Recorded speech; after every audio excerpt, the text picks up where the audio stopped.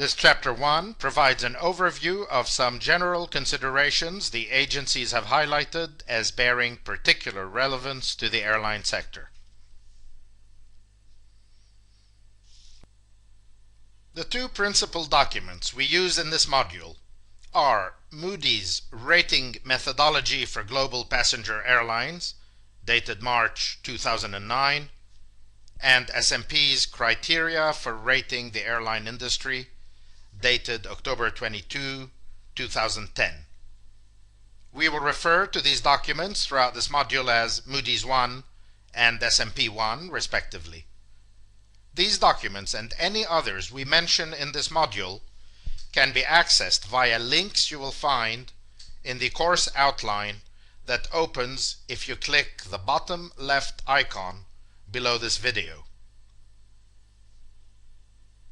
In total, Moody's rates 17 passenger airlines globally, defined to be companies that generate at least 50% of their revenue or EBITDA from the transport of passengers and representing approximately $42 billion in rated debt.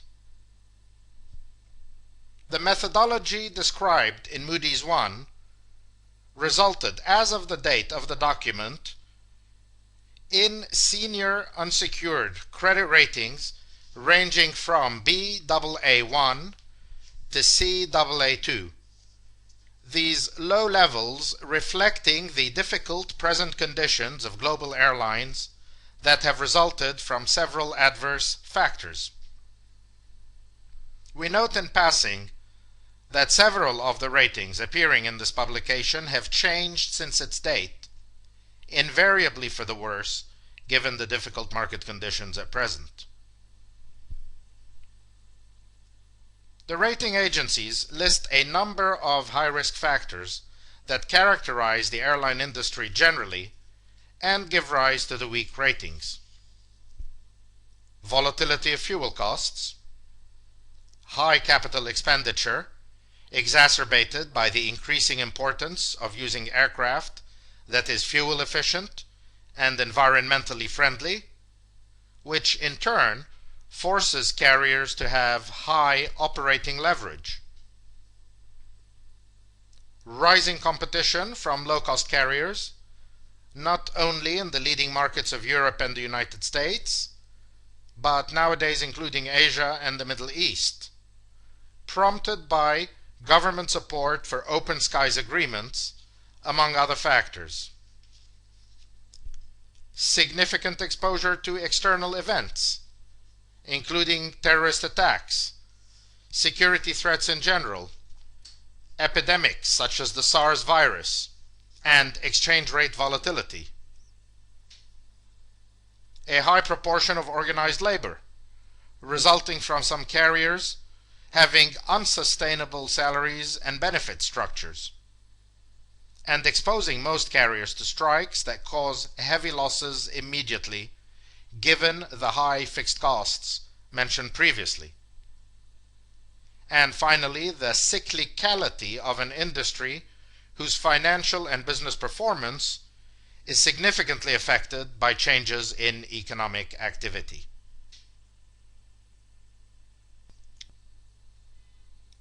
Mitigating factors are also cited by both credit rating agencies. The first of these is that aircraft are easily used as collateral for secured financing or leasing, including via sale and leaseback arrangements. This in turn results in overcapacity in the industry, an important negative from the credit perspective, but overall gives carriers the ability to raise liquidity when other forms of financing are not available.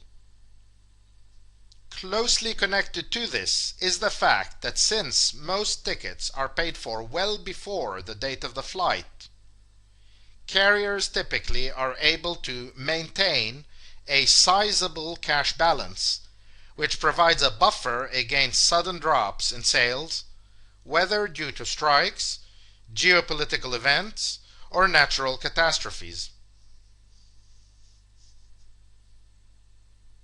The second mitigating factor is that global economic and demographic trends support long-term growth, especially in high-performance economies such as Asia and the Middle East.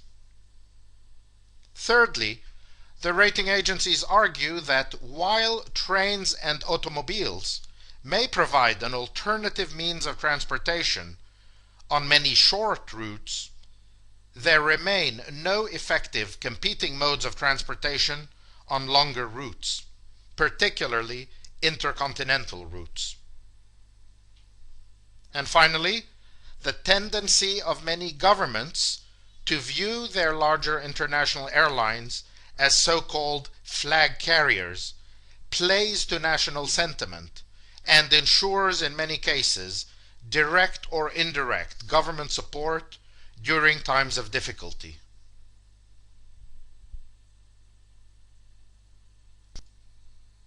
Beyond the structural strengths and weaknesses of the airline industry, the rating agencies acknowledge some 20 or so factors which play an important role in either or both of their methodologies in quantifying the credit capacity of the airline industry. We mention the most prominent of these next. Both agencies stress the crucial importance of the particular carrier's market position, defined to include its market share, route network, geographic diversity, and ability to generate business class travel. Both agencies stress a number of operating efficiencies, including the carrier's operating cost structure relative to competition, the age, technology, and suitability of aircraft fleet to the carrier's operating requirements, and the state of its labor relations.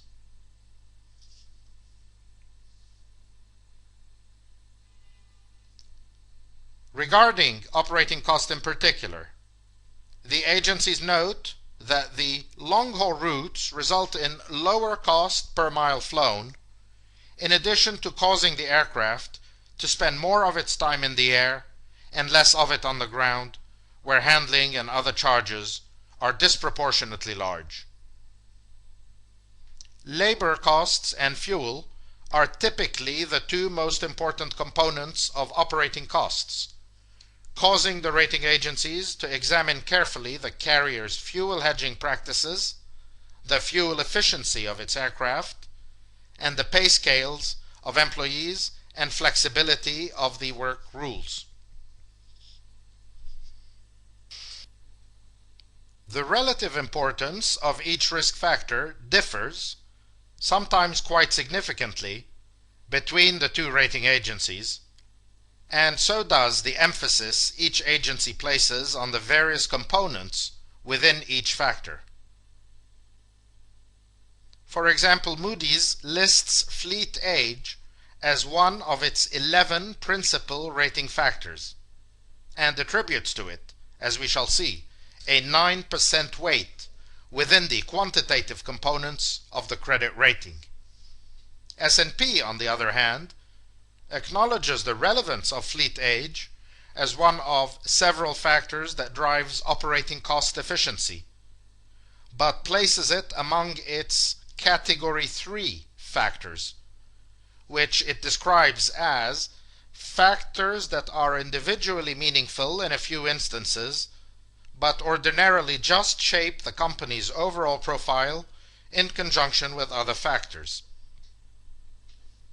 Neither agency, interestingly, considers quality of service and reputation to carry any great importance, reflecting their jointly held view that the industry, in essence, sells a commodity for which differentiation on the basis of quality has limited scope. S&P puts this factor in its Category 3, while Moody's does not mention it at all. The above discussion should in no way lead you to the conclusion that traditional financial metrics play no role in the airline ratings process. On the contrary, you will shortly see that they are central to the credit assessment. These metrics, however, are present in all industry assessments and play no role here that is meaningfully different from that in other industries. We will analyze these metrics in detail in the upcoming chapters, but for now we bring this first chapter, in which we have discussed the principal themes of the rating agency approaches to airline credit assessments, to a close.